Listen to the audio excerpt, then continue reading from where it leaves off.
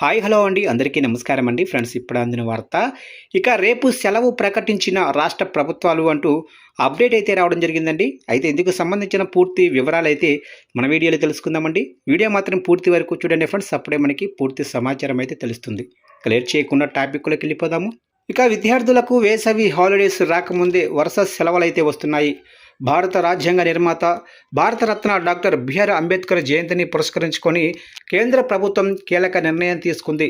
April 14, 2026 అంటే మంగళవారం నాడు దేశవ్యాప్తంగా ఉన్న అన్ని కేంద్ర ప్రభుత్వ కార్యాలయాలు, విద్యా సంస్థలు, బ్యాంకులకు అధికారిక సెలవు ప్రకటించింది.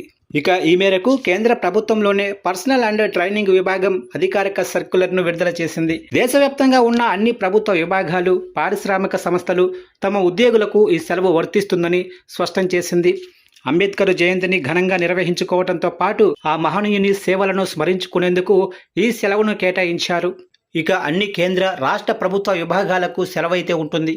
అలాగే విద్యా సంస్థలకు కూడా సెలవే. దేశవ్యాప్తంగా అన్ని పాఠశాలలు, కాలేజీలు మూసివేయనున్నారు. అలాగే నెగోషియబుల్ ఇన్స్ట్రుమెంట్స్ యాక్ట్ ప్రకారం బ్యాంకింగ్ సేవలు కూడా నిలిచిపోనున్నాయి.